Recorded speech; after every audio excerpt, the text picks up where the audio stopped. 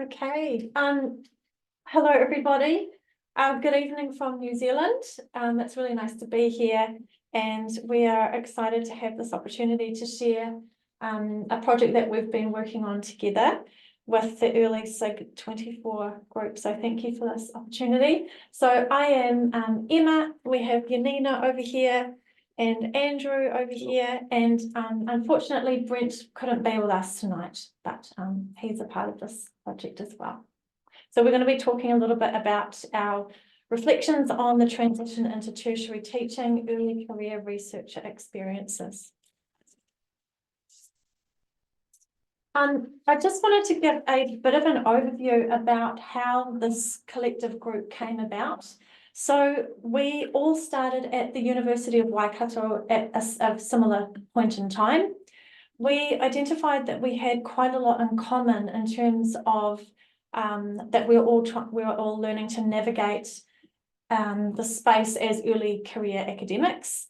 The main reasons that we were drawn together was that we wanted to seek connections with one another.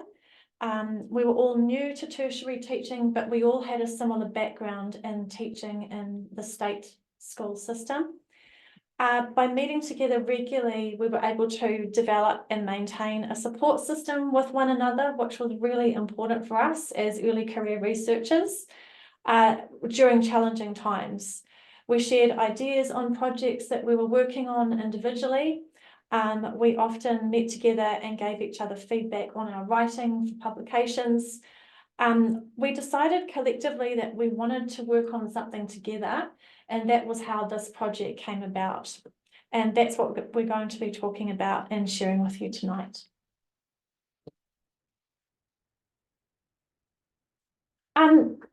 The literature all sort of signals that early career researchers do face a number of challenges, and that's nothing new, and that's been well documented in literature internationally. So first of all, primarily it is a balancing act with the number of different hats that we have to wear and the different roles that we are responsible for.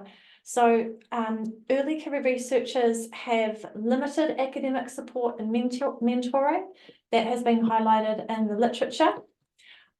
We have also a very strong need to, or desire to, position ourselves within academia, and the primary way that we do that is through publishing in academic journals, which can be hugely challenging in itself. There is a strong pressure on us to publish, and this can often create stress while trying to manage all of our other roles and responsibilities. Early career academics also report having very high workloads. Some of those include supervision. I'm thinking about myself, learning to supervise as part of that process, which takes a lot of time and effort. There's teaching, marking, admin, visiting students, being involved in various service committees.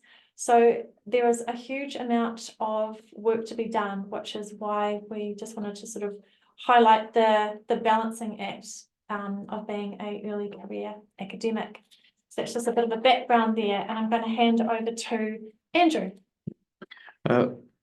So when we were having our initial meetings, initially over coffee, and then we decided to formulate it somewhat and started reading about early career academics or researchers. There was a multitude of different approaches people were taking, sometimes looking at specific roles of early career academics, sometimes looking at early career academic or researcher identity, sometimes looking at mentoring processes. We ended up taking a slightly broader perspective, looking at how we as early career academics fit into the university system. And the theory that we've adopted for this research is the 7 ecological zones of the university proposed by Barnett in 2018. The different ecological zones are quite simply just a way of articulating how the university interacts with various different systems, whether that's the economy, the natural environment, or in our instance, specific persons. We also made the distinction at this stage to describe ourselves as early career academics. It was a conscious distinction in acknowledging the variety of roles that we have, And even though the majority of research focuses on early career researchers, we kept coming back, taking that slightly broader perspective. Janina will talk about the methodology in a second, where we've adopted this theoretical framework. Barnett presents 5 aspects of ecological thinking and action that we've used to frame our approach to data collection.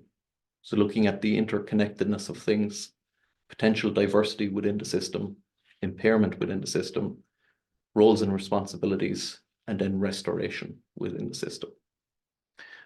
We've also presented a research question.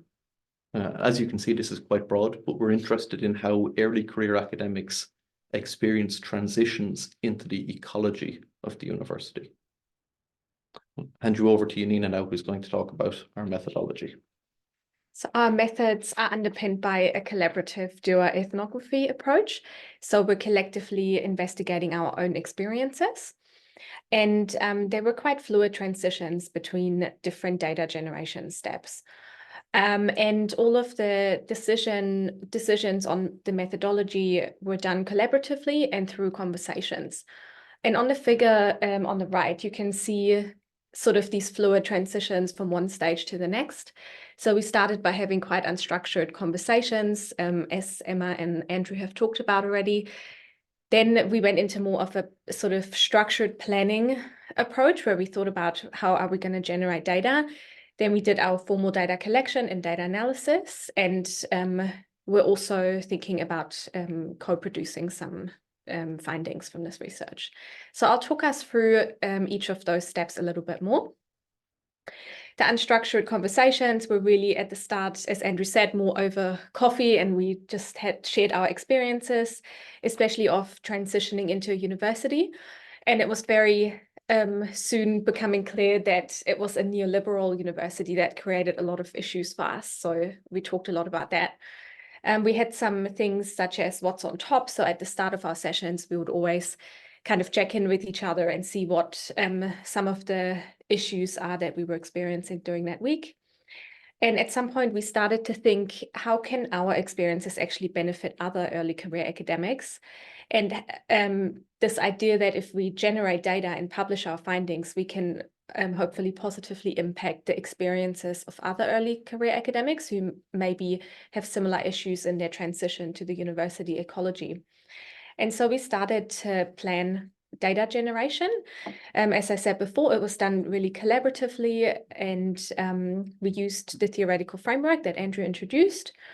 Another part of this step was that we had weekly timetable meetings, which helped us to find a space within our busy work lives to stick to the project and come together regularly. And we also had collaborative meeting minutes that we could all access, and we kept adding to it so we could keep coming back to our thoughts from the very start of the project until later on. And then we sort of slowly transitioned into data collection. So we developed a question guide, which is based on our theoretical framework and the categories that we introduced before. And we ended up doing 5 audio recorded group conversations using those guiding questions.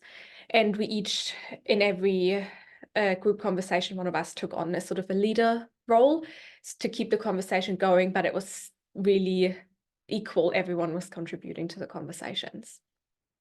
At the moment, we're in the data analysis phase. So we're using a reflexive thematic analysis approach by Brown and Clark. And these are sort of the steps we followed. And again, we decided on them together, and they keep changing and adapting as we go through the process. So initially, we had some conversations about how we want to analyze our data. Then in a second step, we collaboratively reviewed our transcripts to get a really good idea of what was going on in our conversations. We then started to collaboratively code the sessions, the recordings, the transcripts, to gain an idea of what our shared coding process might look like. Then we went into an individual coding process, which we used NVivo for, which is a qualitative data analysis tool. And even during that individual process, we still had our weekly check-in meetings to discuss some of the things we were struggling with when we were coding, to make sure we have a shared understanding of that process.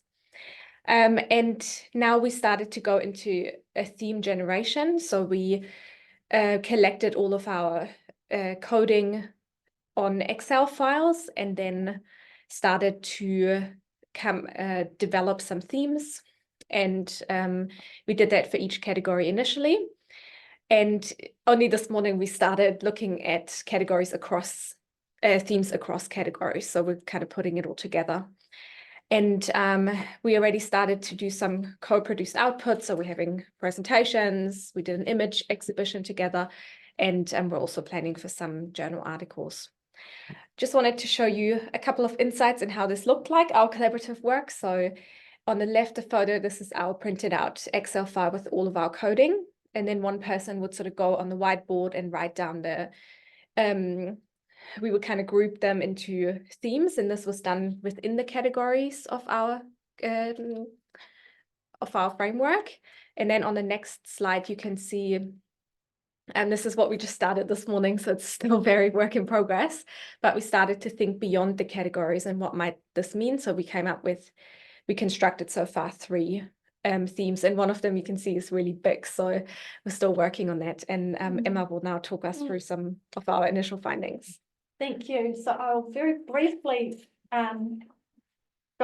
discuss some of these preliminary findings. So there are 3 themes that we'll just quickly share with you at the moment. So one of them is, so we found that in relation to the research question, early career academics develop multiple identities to connect when they transition into the ecology of the university. So we found that those identities within the data emerged as our identity as former teachers, the identities that we formed within our department, identity through the physical places that we gathered in and met in, as well as our identity within a research discipline. Secondly, we found that early career academics use multiple approaches to connect. So 3 of those which came through quite strongly were, one was seeking help with one another through either mentors, peers, or existing systems.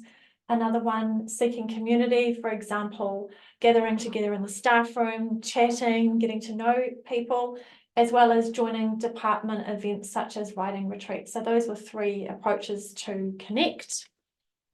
And lastly, this was a big theme here, was that ECAs had to navigate diverse roles.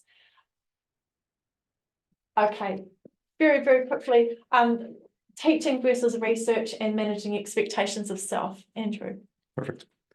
Just by means of conclusion then, there's 2 ways we're currently looking at the data. Again, acknowledging this is a work in progress. We've the intention of sharing our experiences so that other or potential future early career academics, whether they develop mechanisms to acclimatize better, we can share that knowledge or understanding.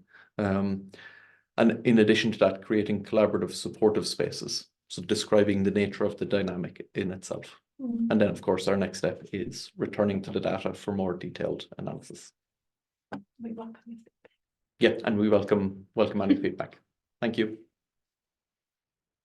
Thank you for this great first presentation and sharing your insights on the beautiful group work that you are doing on the experiences of the early career academics. I would like to give the floor to Kelly, who is going to be our discussant for this presentation. The floor is yours, Kelly. Thank you. And I'll just put my timer on so I don't talk too much. It was such a fascinating presentation. Thank you so much. What a great way to start the day's proceedings. So thank you very much. I was really fascinated by the way that you chose that term, early career academics, but you went straight into researcher mindset.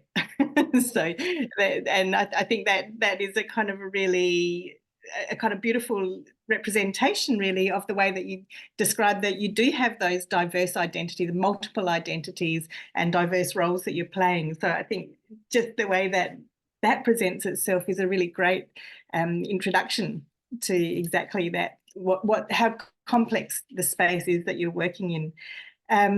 And I think I really like the way you started by talking about looking for buddies in this new role, because I think very often we get that support for PhD candidates and people have worked really hard to create those supportive networks, but then suddenly you're left on your own. And universities can be really extremely competitive places. And so I think the way that you've gone, found those like-minded people in the same space is a really kind of, I'd say, really healthy, a really good way to look after your own well-being in that competitive environment. But the way that you've also seen this as a collaborative community, I think that's a really key thing to be able to bring into any of the kind of work that we're trying to do in universities, rather than subscribing to that competitive environment, instead finding ways that we can mitigate that in our own approaches and the way we go about doing our own work here. So I think that the way that you've approached this really challenging situation is really inspiring. I hope that you're talking about it as much as you can with people all around you. So that I'm particularly interested in the idea of collaborative communities and how we help each other get the work done. But I think also by writing together, you're learning a huge amount from each other on that level as well. So by doing the research together, which may be a bit different from the kind of research you might have done previously as part of your PhDs, for example, but that idea of learning from each other and in this kind of collaborative way, I think is really the sort of thing that I would love to see more and more of in universities. I think it's something that tends to get left behind. And then also trying to do that, trying to be new supervisors as well. I think there's clearly, it's kind of, it's a huge ask. And I'm often surprised when PhD candidates tell me how difficult and stressful it is doing a PhD, but they want to become academics. And I think, well, you have to do all that, the same level of research, the same output of research, plus all of the other things you were describing, all of the teaching or the admin or the committees or the supervisions where everybody expects you to be the perfect supervisor. And so there's huge challenges in all of this. And I guess the other thing that I would like to comment, that I think that idea of the sort of ecological zones is a really nice way of being able to identify all those different elements that you're trying to interact with, and being able to reflect on that together to understand what your own roles and choices might be within that, to identify perhaps places where you do have some agency, or the places where that does become impossible sometimes, and what that might mean for your own decisions and the way that you want to conduct yourselves in that space. I can see I'm already running out of time. I think I'd only be talking for a minute. So I think coming together and being able to reflect on what you're doing, both together and reflecting on what you're doing separately, your experience of these roles, I think it's really helpful to be thinking about the way that it's the people really who are the university, and so what kind of university you want to be part of, and where you have sort of some opportunities to influence the way that university is experienced by other academics as well as the researchers. So I guess basically just thank you for a lovely presentation and a fantastic start to the day. And I'll stop there, and then the other people have their turn to talk as well. Thank you, Kelly. Thank you. Right. Thank you. Unfortunately, we don't have time now to start a discussion. So the discussion or the plenary will after the second presentation.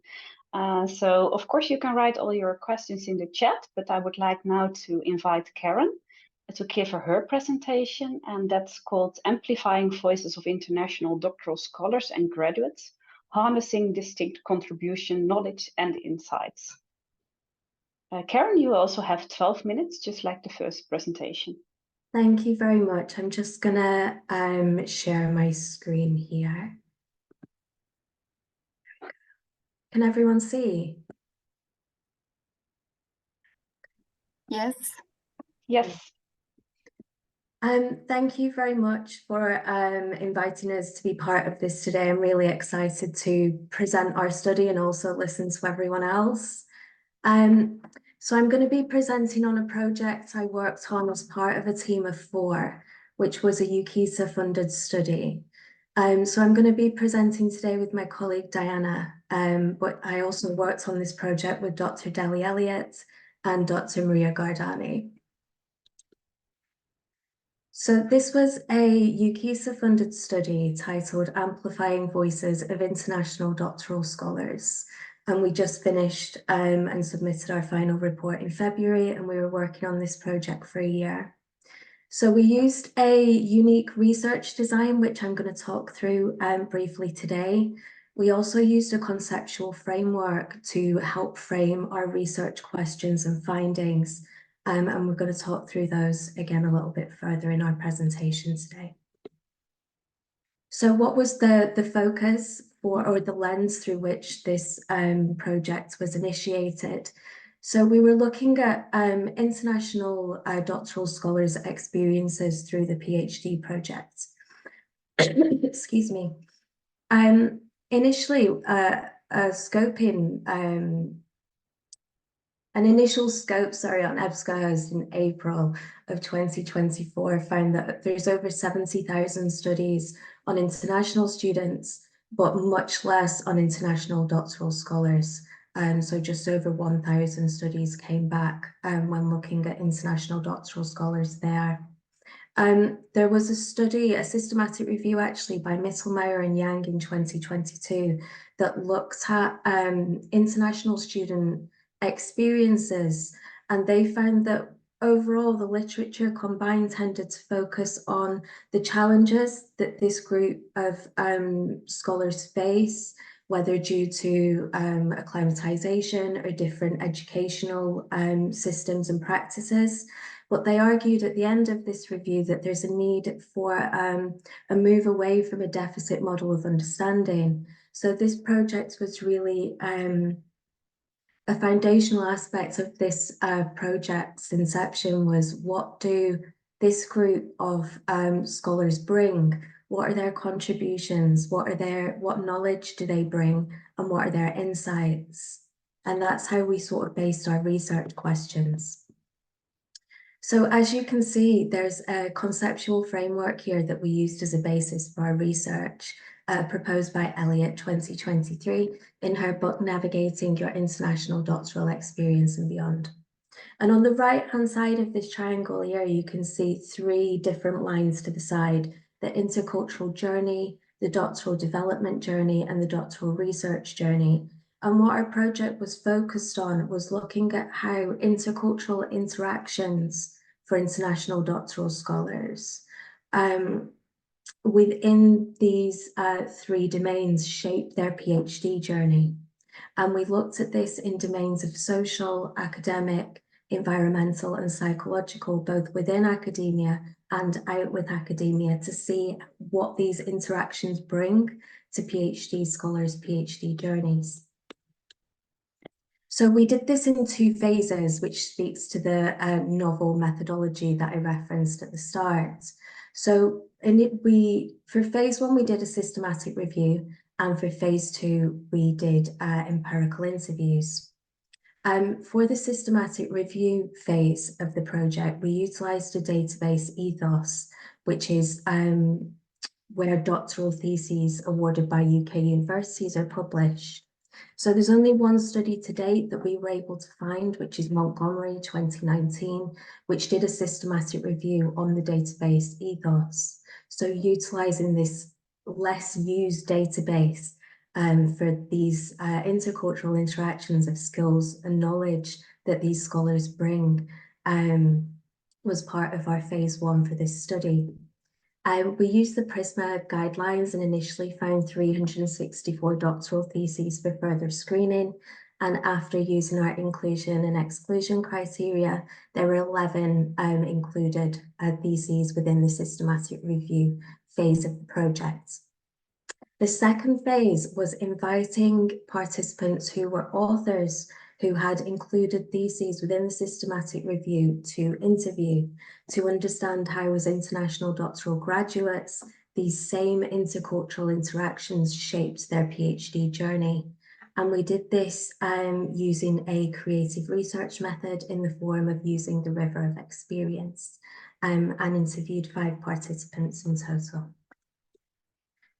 This slide here is a breakdown of the PRISMA guidelines from the study 1 from the systematic review. And as you can see on the right-hand side, it details why studies were included or excluded and how we finished and analysed 11 theses in total.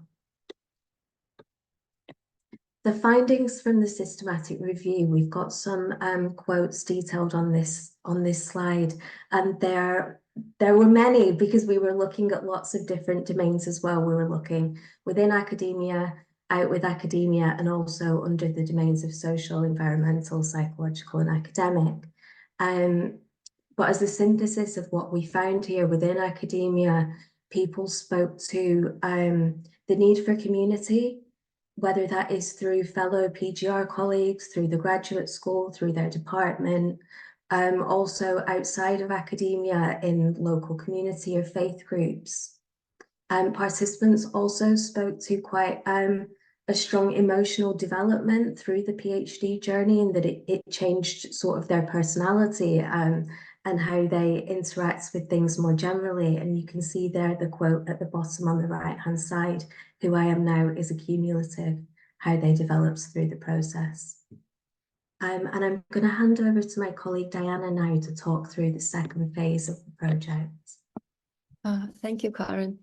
Yeah, so in the second phase, after we have conducted the systematic review, as Karen mentioned, we invited some of the authors of the thesis which were included in the systematic review for interviews, and we managed to have conversations with 5 authors of the thesis, and interestingly, the findings from the interview phase were directly linked to the findings from the systematic review phase, and some themes were even the same. And as you can see on the slide, we also looked at the findings within academia and out with academia, and we also presented some quotes here. And within academia, it was found that international doctoral graduates spoke mostly about their intercultural interactions during their PhD journeys with their supervisors, then interactions with their PhD peers or community. And interestingly, the interactions with PhD community, they kind of evolved within 2 groups, with the peers, all peers within PhD, and also with co-nationals. And while the intercultural interactions with their peers overall, they kind of helped the international doctoral scholars to navigate the academic space, to learn more about the PhD genre, how to do a literature review and such things. The intercultural interactions with their co-national peers, they served more of a psychological support, like a comfort zone or a home within a host country. And out with academia, the international doctoral scholars communicated with kind of doctoral scholars from their home country, but who have already completed PhD. So they were not directly within academia at the moment, but we put them under out with academia. So and the key support that was from doctoral scholars, co-nationals within their home country, was that they could learn more also about a PhD journey based on the experience of those co-national peers who were now based in their home country. And in terms of the wider out with academia community, the international doctoral scholars were also highlighted their intercultural interactions with the local people within their host country. And who were not connected to academia. So this these connections with people, with local people, facilitated a better understanding of the culture of the host country, which overall aimed in navigating the doctoral journey, because being familiar with the culture of the country helped both psychological and social support, social understanding of where the doctoral scholars were. And we also tried to look at the post. Karen, can we go to the next slide, please? Thank you. So we also, as part of the interviews, we wanted, because the interviews were conducted with graduates, we wanted to understand what was the impact of intercultural interactions during PhD journeys on the doctoral graduates' post-PhD careers. And overall, all those different forms of interactions within and out with academia, they facilitated and developed the different skills of doctoral scholars, as you can see on the slide, such as open-mindedness, practical skills, time management, and also many of the doctoral international doctoral graduates, they went either into academia, to teaching and research, and their intercultural interactions during their PhD phase, they served as the foundation for this doctoral graduates to become mentors for the future generation of scholars whom they were training in the international doctoral space. And also, thanks to these interactions, the scholars developed a culturally sensitive teaching approach, so that they had a very student-centered and individual approach towards their own supervisees and also the students they worked with. And if we go to concluding thoughts, both from the systematic review and interviews, we came to conclusion that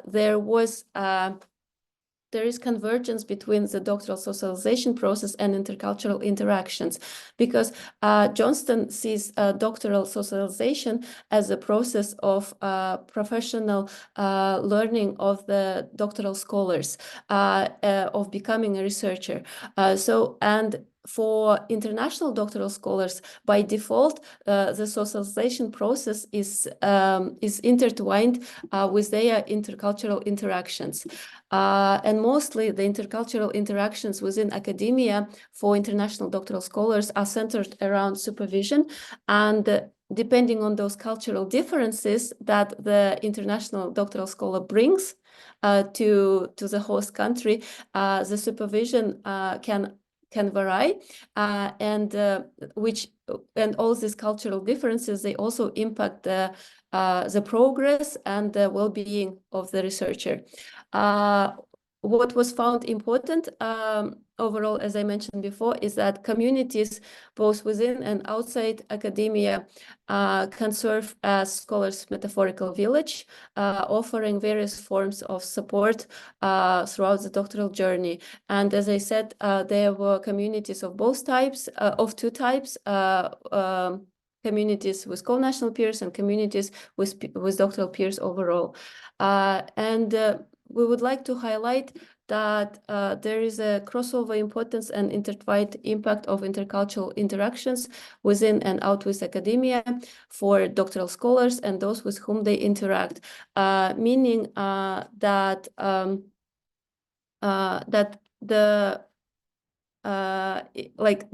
overall, our findings, they show how all forms of intercultural interactions are potential channels of support in terms of academic, social, and psychological support.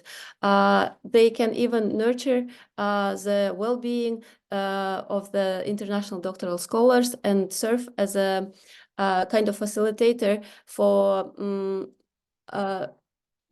not a facilitator, but more as a buffer for any negative incidents that they encountered within their intercultural experience.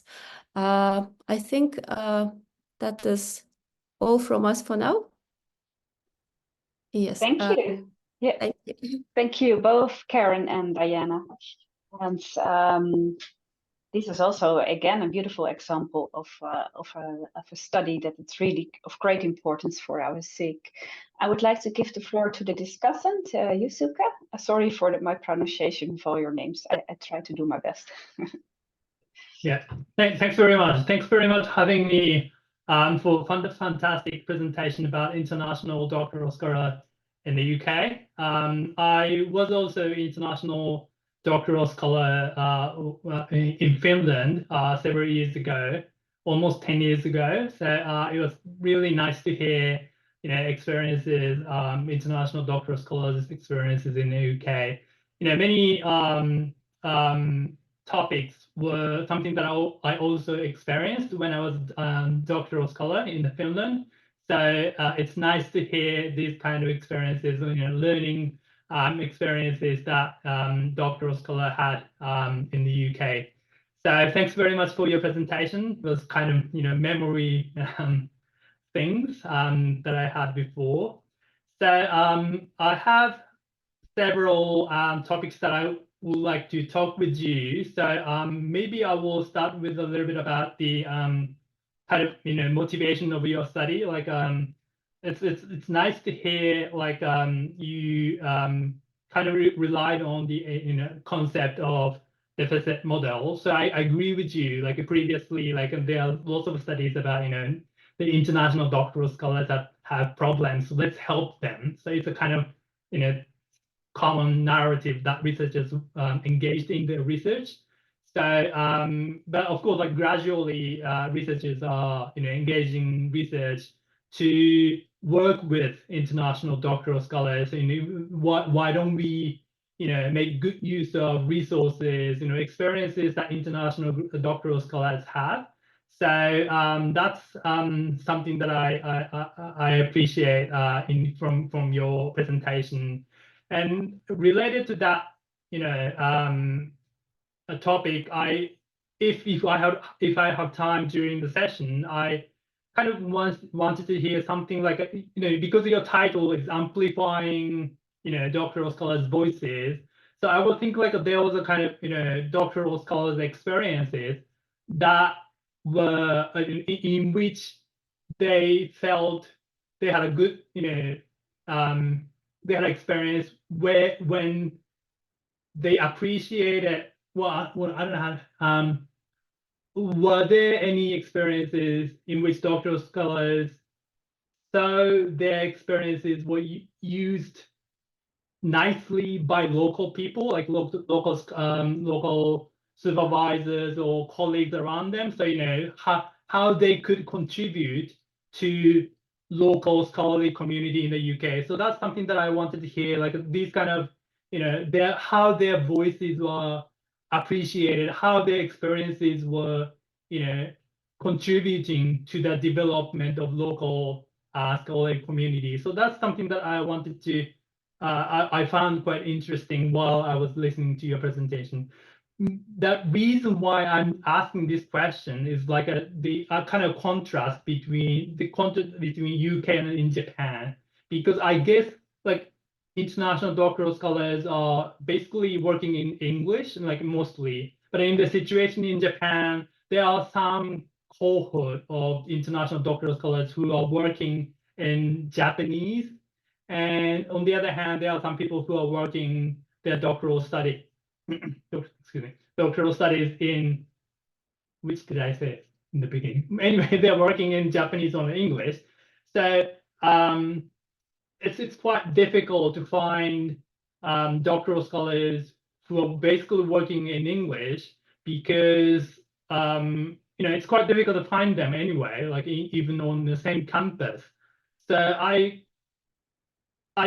since I started working from working in the current university, I try to find those kind of doctoral scholars who are working in English in my university in Japan, but it's quite difficult to find them and then try to, it's quite,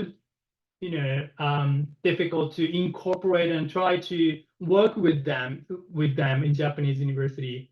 So that's something that I was thinking, like quite a huge difference between the situations in the UK and in Japan. So that's the kind of one initial reaction that I had. and I'm not sure whether I still have some time. Maybe I'll say one more thing.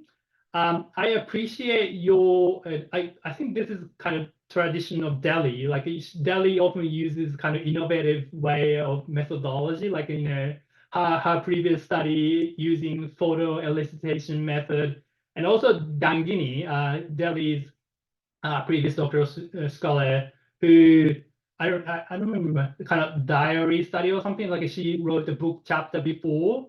And these kind of, you know, your team always reminds me like of different methodological innovation that that maybe I can also use in future. So I kind of learned your you know, river and, you know, river stuff. So that's something that I want to learn more, a little bit more probably in future. So what are the advantages? What are the, you know, usefulness of using that kind of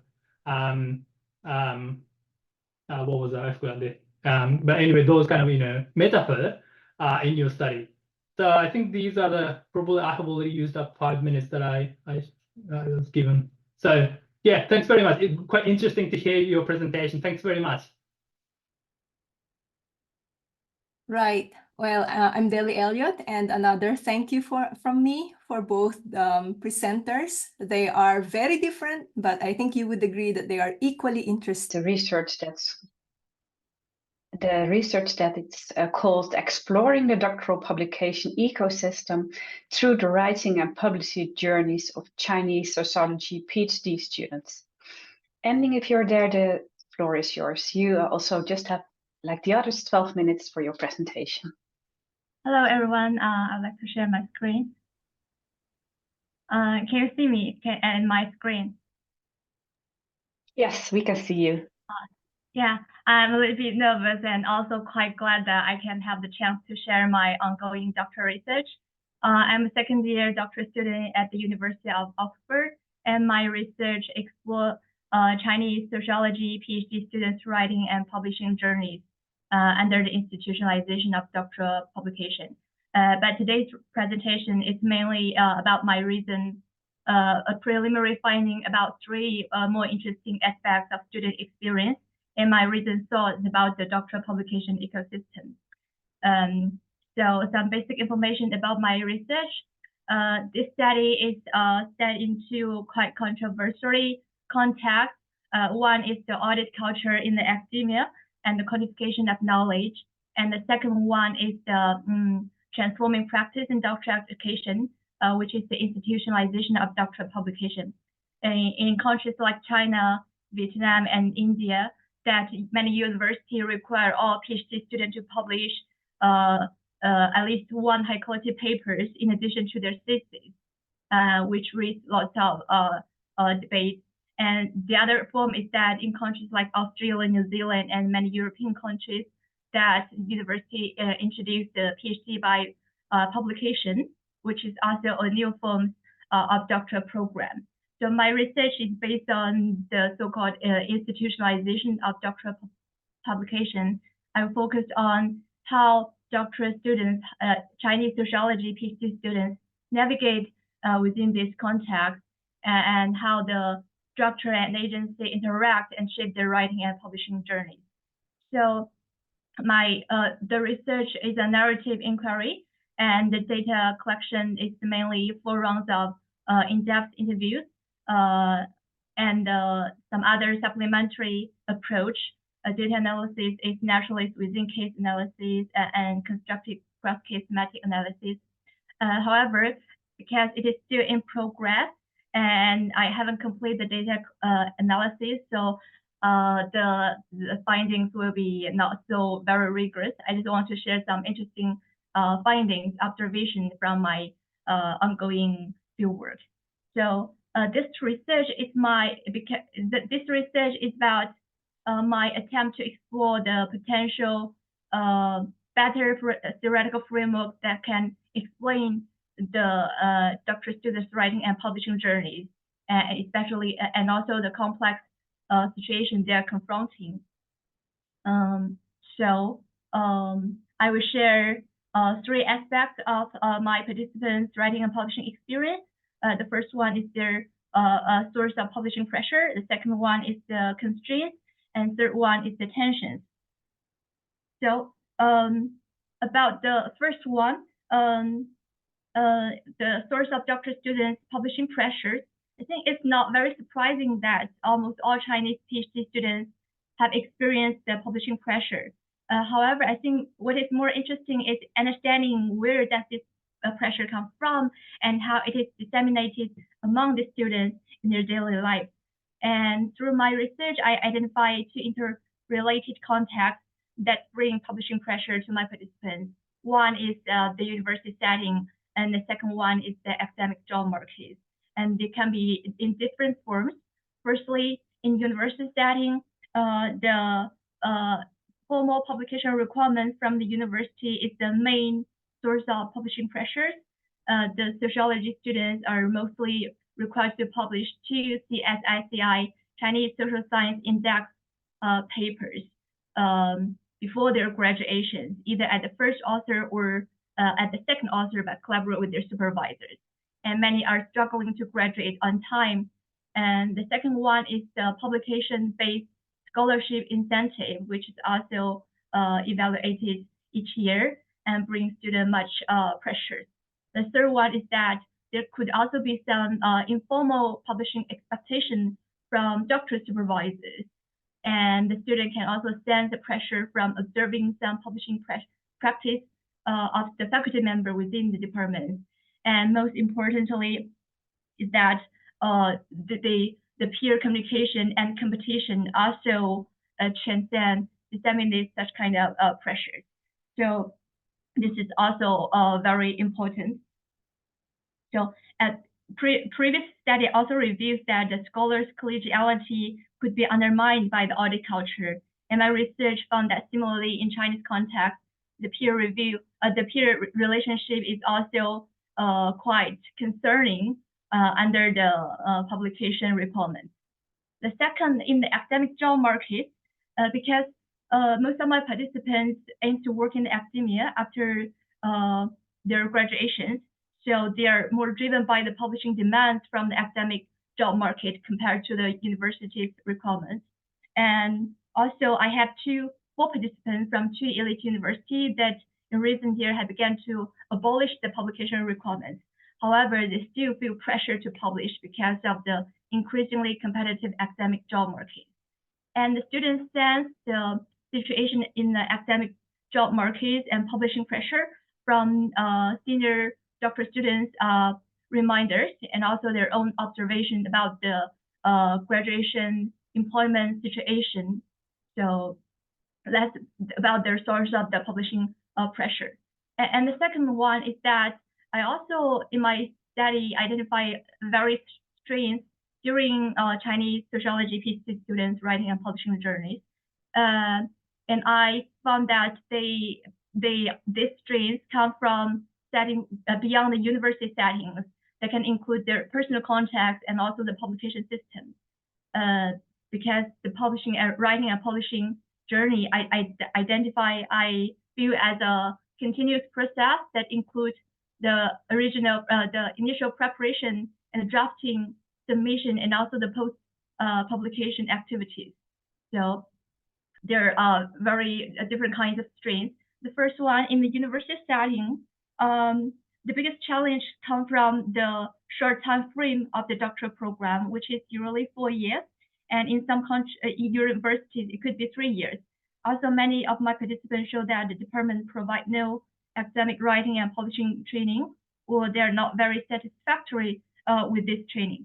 Most importantly, that the supervisor support on the academic writing and publishing could vary very greatly because the university only set the publication requirements for PhD students, but they did not indicate the role of the supervisor. So this makes the situation more complex.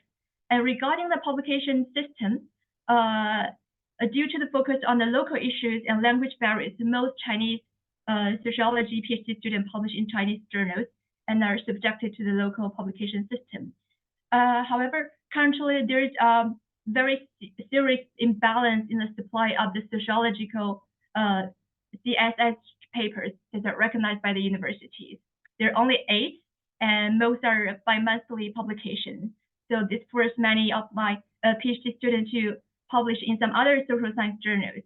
Also, there are some political issues that might make some research topics more difficult to publish. For example, the gender issues could be quite sensitive in Chinese context, and some of my participants conduct research on this field, and they feel lots of challenges during the writing, during the publication process. And also, there's some non-transparent peer review process and status bias against junior researchers. This also put doctoral students at a greater disadvantaged position. And so, all in all, many of my participants reviewed that they need to rely on the supervisor's publication resources, such as their invited paper and academic networks to get published. So the problem within the publication system also make the publication issues of doctoral students more complex. The third one, individuals' educational and research background also vary greatly, and they can constrain their writing and publishing journeys. Those I found with no publication reports or incoherent educational and research experience might find it quite challenging to keep up with their peers in terms of the publication. Also, some types of research are more time consuming. For example, some large scale qualitative study that can make the PhD students slow in their publication and feel inferior than their peers. A third one is I would like to share some tension that sociology PhD students feel during the writing and publishing journeys. I just roughly categorized them into 3 types, and I found that these tensions can concern their publication motivation, process, and the content during the writing and publishing journeys. And in some cases, the PhD student can really struggle with deciding whether to compromise their research interests, academic autonomy, integrity, and the sustainable development of their future academic careers. But just in some cases, there could be some struggles. But for some more doctoral students with greater research skills, they might feel less tensions. So next, I would like to share a case of a participant H, whose writing and publishing stories cover many of these tensions. His example showed that how he navigated the different contexts, including university setting, academic job markets, the personal context, and the publication context, and how he became disappointed by the performativity. But due to the time limits of time, I would just show the stories of the PhD students, but I will not tell you in detail. So lastly, it's about my recent thoughts about the doctoral publication ecosystem based on PhD students' experience. I found that the so-called doctoral publication ecosystem, the framework, I'm always looking forward to better describe their situation that could be viewed as composed of 4 interactive subsystems: the doctoral educational system, university setting, the publication system, the academic labor markets, and individual context. And students' writing and publishing journeys are embedded within these 4 contexts. And I think this is also aligned with the doctoral learning ecology model read by Elliott's new book, The Hidden Curriculum in Doctoral Education. Also, I feel like many negative experiences of Chinese PhD students reveal that the problems might exist across the 3 contexts, so that it might be a collective responsibility of the entire academia to provide a healthier environment for doctoral development. The third one, I also feel like the biggest problem might lie in the power dynamics and occasional issues in the publication system, which when confronting the quantitative focus and one-size-fits-all doctoral evaluation mode in the university setting and academic job market, might bring students in great tension. So this might raise the have the risk of exacerbating some inequality in knowledge production and research and development. So let's talk about my recent thoughts, my preliminary findings and recent thoughts about the complex situation that our Chinese sociology PhD students are confronting nowadays. Thank you. I'm looking forward to your suggestions of my research and my thoughts. Thank you. Thank you so much. Really interesting to learn more about the Chinese PhD system and all the pressures it puts on the scholars. I would like to welcome and invite Anna to give her thoughts about your presentation. Thank you. Thank you, Andine, for a very interesting presentation. I think, I mean, although you said you are in the second year, I think you presented a very sound study with the preliminary findings, a very in-depth analysis of the negative parts of the situation, and I will expand on that a little bit later. I think it's also very interesting that you are looking at the longitudinal study, if I understood the design of the overall thesis, because that's quite rare, as you may be aware, and also very valuable in terms of doctoral studies, because we know we are in a learning journey. So exploring the journey and the different phases, it's also very relevant, and especially if you take the different data types that you mentioned and the data sources, I think this will be a very rich thesis. And first of all, I wish you all the luck with everything that you aim for. Specifically about what you presented, I think although the research is very local not local, I mean national, in the sense of that it's based in China. I think that we all from different countries, we can all establish connections with your findings. I think that sadly these pressures to publish early on in the PhD is not a reality only for Chinese PhD students, but I think that for most researchers in many countries around the world, we experience these tensions and these pressures and constraints of all kinds. Of course, it varies, and there are specific features in each country, and also the resources that we have are very, very different. But I do think that this is particularly challenging for PhD students, because they need to get started with publishing. At the same time, they need to learn how to write and how to publish. And this, of course, very, very difficult to do both things at the same time. You're pressured to make decisions very quickly when you haven't read enough, you haven't thought enough. And I think that one consequence that we should be very aware of is that we are not providing enough time for PhD students to reflect about their research, to explore enough, and to make enough mistakes to develop their own understanding and critical thinking of the field, and especially make informed decisions about the design, the theoretical framework, and pretty much about everything. So yeah, I think this is a matter that needs all our attention and the resources that we can put to kind of solve it, or to help PhD students cope with these situations. Specifically in your study, in your conclusion, actually, you mentioned that it is a collective responsibility of the entire academia.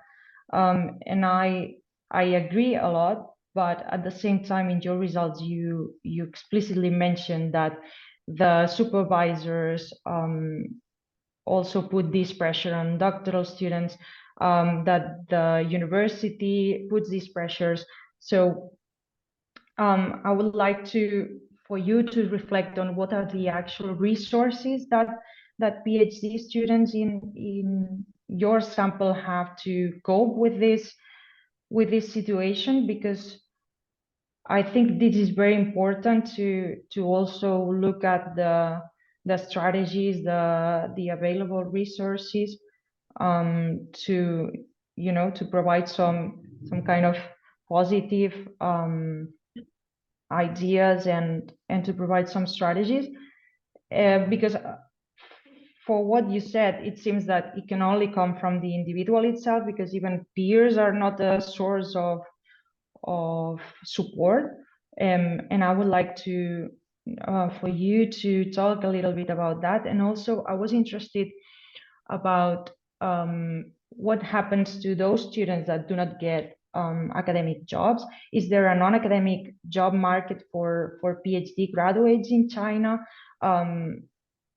Is it an option or a desired option for Chinese PhD students? And what would happen in terms of pressure to publish for those students that might aim at non-academic job market instead of academic jobs that you mentioned are very scarce at the moment? Thank you. Thank you, Anna. Sorry, Ending, we don't have time now to respond to the discussant. We will do that after the fourth presentation. But I think enough food for thought. And I would like to invite the final presenter of today, Lisha. And she is going to present her study From Striving to Thriving, Affordances and Obstacles in Chinese English as a Foreign Language Teachers' Identities Transition Under University Reforms. And Lisha, the floor is yours. You also have 12 minutes. Hi, everyone.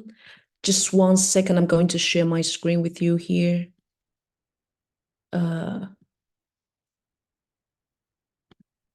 second. For your presentation. So just during the break, Andy was telling me that Lisha sure failed a lot. I'm so nervous, but very good job, Andy. Now the pressure's on me.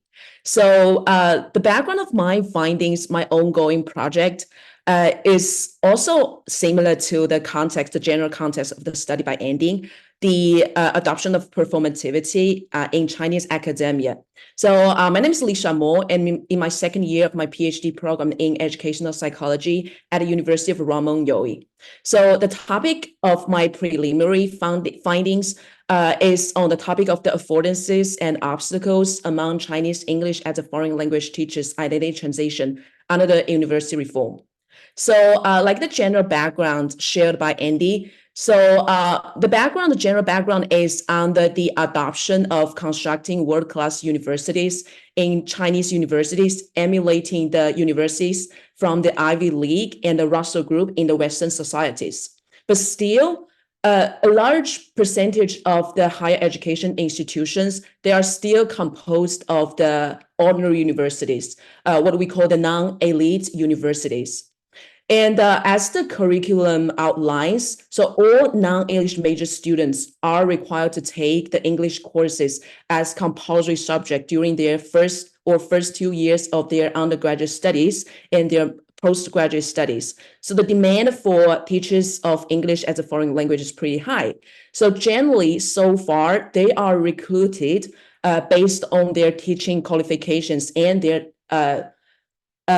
English efficiencies and proficiencies, although their research experience and research output is a bonus point, it's not a must for them. But now with the adoption of the performativity and the increasing pressure on this group of teaching intensive professionals, so they are now under the pressure of getting papers published and to improve their research engagement. But due to their less research experience, just like those teaching intensive stuff in the UK after the what we call the post-1992 university reform, so they have less research experience, and some of them, they are recruited with only a master's program, so without having gone through the systematic doctoral training, and they have lower research presence in the arena of academia compared with their counterparts in STEM and other social science disciplines. And the Chinese social science citation index, as mentioned by Andy, so their is a limited number of domestic journals on English as a foreign language discipline. So although not 8 of them, but a little bit more than that of social science, there are 11 of them. And there does exist the hierarchy structure in terms of the publication culture and the lack of double-blind system in some of the top journals. So in terms of their ideal professional identity, so expected by their higher educational institutions and their affiliated institutions of becoming a more research-intensive identity in terms of with regard to their current actual practice teaching-oriented teacher identity. So this is the background where all the tensions and possible problems that may arise that catch our attention here. So the research objective is to explore the perceptions, the underlying facilitators and barriers affecting this group of teaching professionals' research engagement in their identity transition across their academic qualification. So in a second, I will talk about the demographics of my participants and different career stages. We know that in recent years, we are always talking about the early career researchers, right? So in my study, we incorporated samples and subjects in their mid-career stage and in their late career stage and of different professional titles. So there are 3 research questions with regard to my study. So first of all, the overarching question of how do they perceive research? So the functionalities, the purpose of research during their transformation to a more research-oriented teaching professions, and the barriers and facilitators that they face in their research engagement and their endeavoring to publish papers, and how they position their roles at the university, as we also asked them explicitly during the individual interviews. Okay, so this slide shows the sampling of our participants. So there are 9 of them. So the sampling method that we used is the purposive sampling. And we also recommend some of the participants to suggest other relevant participants, for example, their colleagues, if they fit the inclusion criteria. So we can see that they have different academic qualifications from master to PhD, and notably, there are 2 of them who are doing their PhD program while remaining their position as a teaching professional at a university. And most of the affiliated institutions that they come from are provincial university, so what we call the non-elite university.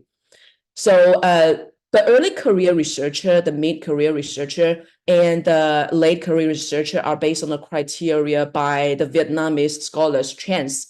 So early career researcher refers to those who have less than 5 years of experience, and mid-career researcher from 5 years to 15 years, and the late career researchers of experience of about 15 years. And the methodology that we use to form our preliminary findings is the grounded theory. And we have 3 overarching coding process: the open coding, the axial coding, and the selective coding. So generally we've come to the conclusion of 4 types of teachers, the profiles of teachers. First of all, the disheartened teaching-oriented teachers. So those are the group of teachers who are focused on, who are dedicated to teaching. So they feel so disappointed about themselves. They feel that, oh, teaching is not my thing. Like, I like the capability to do research. So although research is very useful for my teaching, but I just feel that I don't have the capacity to do that anymore.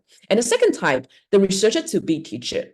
And the third one, the established teacher researcher. So this group of teacher is composed of those who have already had the professional title of a full professor or associate professor, and they mentioned that they currently don't have much pressure on publication.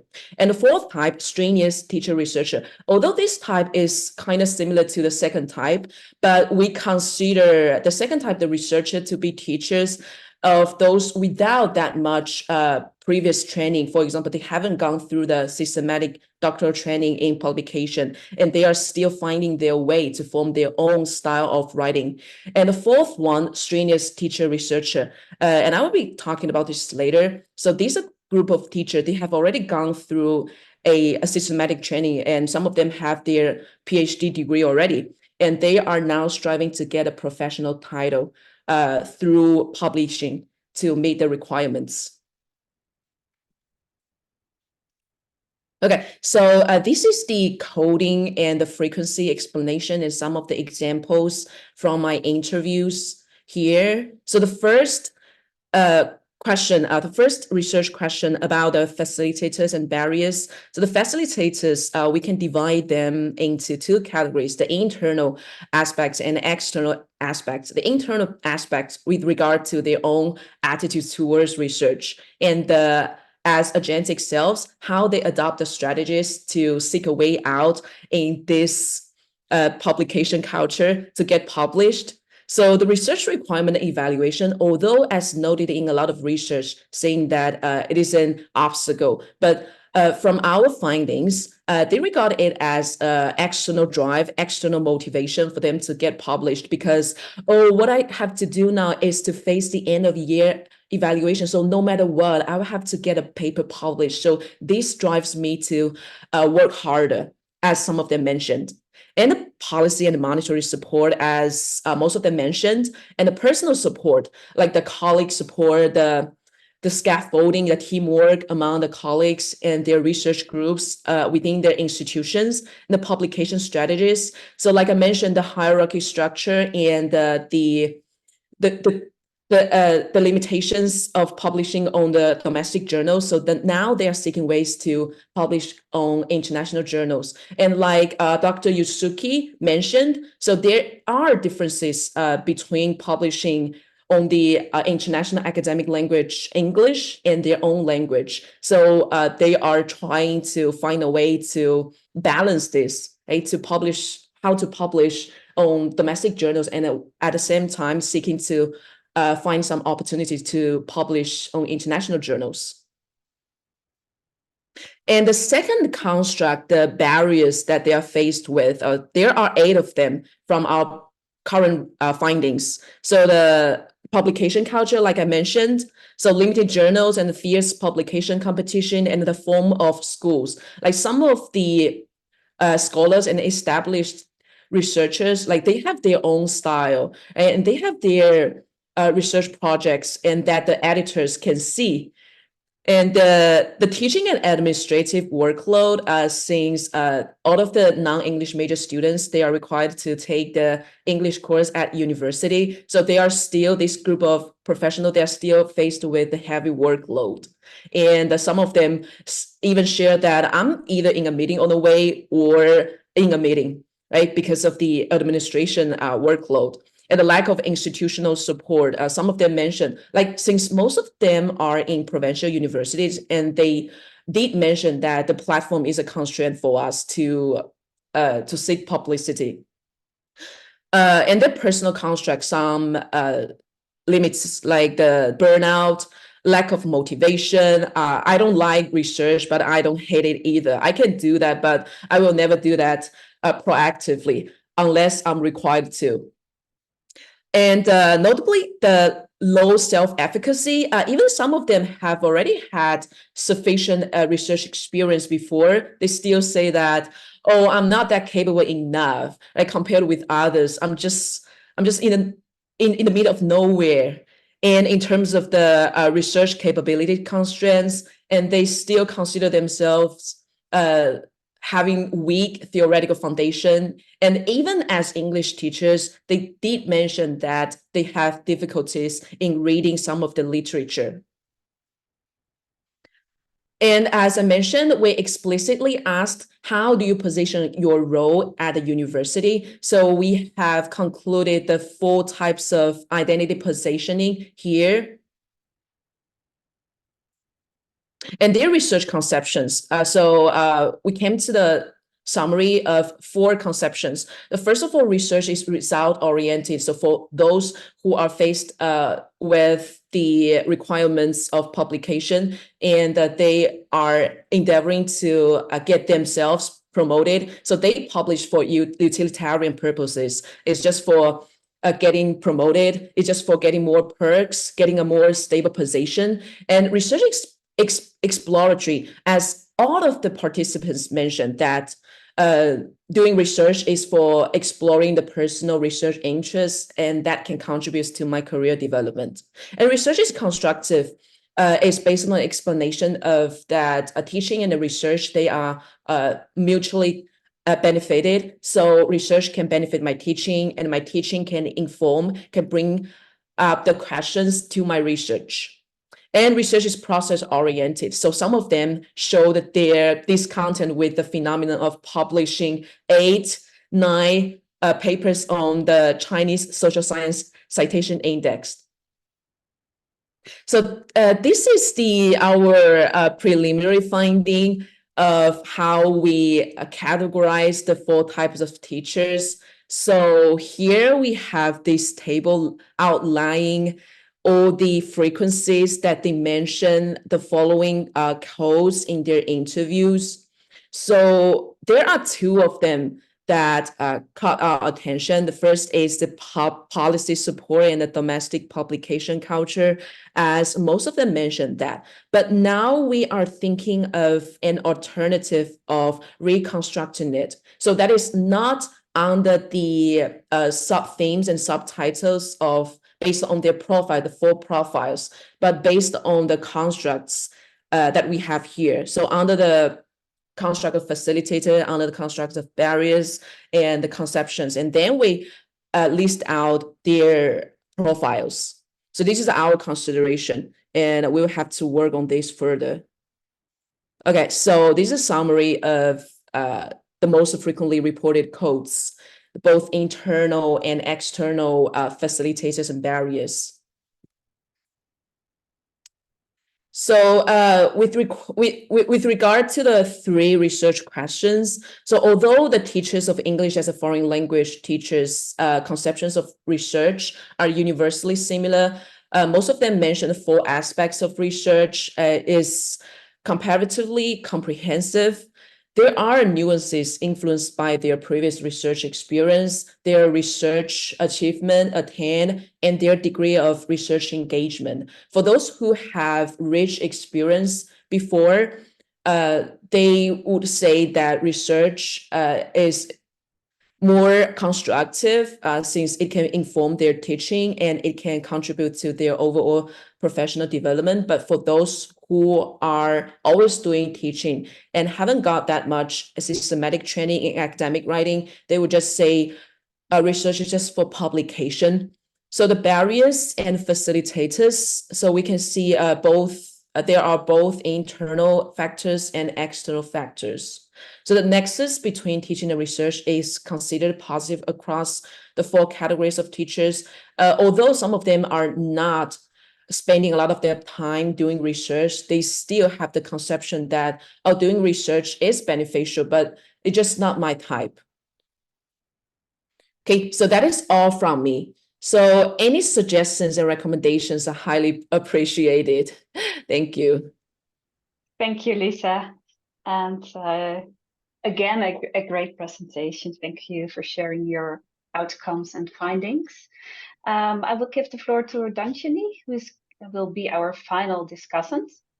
Thanks, Inga, and thanks, Lisa, for sharing this great talk and this important study that kind of capturing a multifaceted dimensions in researcher development. And I do appreciate the way that you are kind of capturing this particular cohort at different career stages, because as you mentioned that you incorporate like mid-stage career researchers as well as late career stages who are still pursuing a PhD. And I think that brings so much considerations for key stakeholders to consider how we can support this particular cohort. I think you identified a number of facilitators and barriers, and I'm particularly interested in finding some of the nuances regarding those facilitators and barriers. So for example, the community, the peer support, the collegial environment has been highlighted. But I was wondering, because you mentioned you incorporate both the first-class universities as well as the provincial universities. So maybe looking at how distinct a particular type of university support their community would be really valuable. And also thinking about the barriers. And I think you addressed so many important messages for us to consider regarding the research capability. As you mentioned, there are so much things around self-efficacy, motivation, and emotions attached.